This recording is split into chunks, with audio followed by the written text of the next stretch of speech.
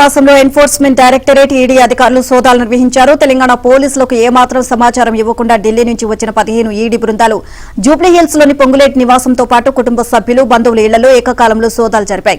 శుక్రవారం తెల్లవారుజాము నుంచి రాత్రి పొద్దుపోయే వరకు సోదాలు కొనసాగాయి. సీఆర్పీఎఫ్ బలగాల భద్రత నడుమ ఈడీ బృందాలు తనిఖీలు నిర్వహించారు. పొంగులేటి కుమారుడు హర్షరెడ్డికి సంబంధించిన రాఘవ గ్రూప్ ఆఫ్ కంపెనీస్ కార్యాలయాల్లో ఈడీ అధికారులు సోదాలు చేశారు. రాఘవ గ్రూప్ ఆఫ్ కంపెనీస్ తో పాటు పొంగులేటి కుటుంబ సభ్యులకు చెందిన సంస్థల ఆర్థిక లావాదేవీలపై ఆరా తీశారు. హర్షరెడ్డి ఆడిటర్ నుంచి ఈడీ అధికారులు వివరాలు సేకరించారు. మంత్రి పొంగులేటి శ్రీనివాసరెడ్డికి చెందిన ఫామ్ హౌస్ లో కూడా ఈడీ అధికారులు సోదాలు నిర్వహించారు. సైబరాబాద్ పోలీసులు ఫామ్ హౌస్ వద్ద గట్టి బందోబస్తు ఏర్పాటు చేశారు. మీడియాను ఇతరులను ఆ దరిదాపుల్లో కూడా రానివ్వలేదు. ఓవరాల్ గా ఈ అంశానికి సంబంధించి మరింత సమాచారాన్ని మా కరెస్పాండెంట్ రాజేష్ అందిస్తారు. శశి అందిస్తారు. శశి, పూర్తి డీటెయిల్స్ ఏంటి దీనికి సంబంధించి, పొంగులేటి నివాసంలో ఈడీ సోదాలకు సంబంధించి?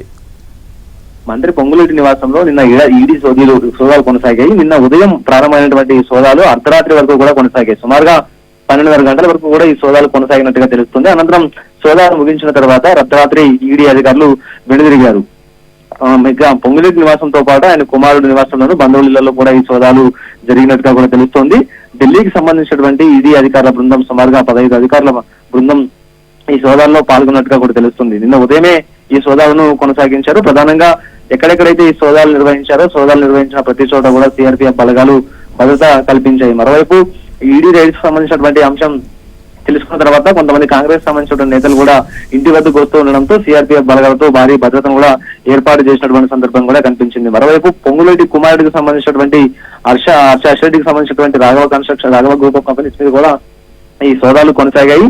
నిన్న ఉదయం ఏకకాలంలో కూడా ఈ సోదాలు కొనసాగించారు. ప్రధానంగా రాఘవ గ్రూప్ ఆఫ్ కంపెనీస్ తో పాటు అలాగే పొంగులేటి కుటుంబ సభ్యులకు సంబంధించినటువంటి సంస్థలు ఏవైతే ఉంటాయో వాటికి సంబంధించినటువంటి ఆర్థిక లావాదేవీల మీద ప్రధానంగా ఆరా తీసినట్టుగా కూడా తెలుస్తోంది. ఇక హర్షరెడ్డికి సంబంధించినటువంటి ఆడిటర్ నుంచి కూడా ఇప్పటికీ వివరాలను ఈడీ అధికారులు సేకరించడం జరిగింది. అలాగే నార్సింగి సమీపంలో మంత్రి పొంగులేటికి సంబంధించినటువంటి ఫామ్ హౌస్ కూడా ఉంటుంది. ఆ ఫామ్ హౌస్ లో కూడా ఈడీ అధికారులు సోదాలు నిర్వహించారు. ప్రధానంగా గతంలో ఈ సోదాలకు సంబంధించి గతంలో హర్షరెడ్డి వాచీలను అంటే అత్యంత ఖరీదైనటువంటి వాచీలను అక్రమ మార్గంలో కొనుగోలు చేశారంటూ కూడా ఈడీ అధికారులు ఇప్పటికీ కేసు నమోదు చేశారు. గతంలో ఇదే అంశం మీద ఇటు చెన్నైకి సంబంధించినటువంటి డిఆర్ఐ అధికారుల పాటు కస్టమ్స్ అధికారులు కూడా ఇప్పటికే హర్షరెడ్డికి నోటీసులు జారీ చేశారు. అది అయితే ప్రధానంగా హాంకాంగ్ నుంచి అత్యంత విలువైనటువంటి ఖరీదైనటువంటి సుమారు 7 కోట్ల రూపాయలు విలువ చేసేటటువంటి 7 వాచీలను హర్షరెడ్డి అక్రమ మార్గంలో కొనుగోలు చేశారు. అయితే ఈ కొనుగోలు చేసేటటువంటి డబ్బుకు ఈ వస్తువులకు ప్రధానంగా డబ్బును మళ్ళీ హవాలా ద్వారా చెల్లించారన్నది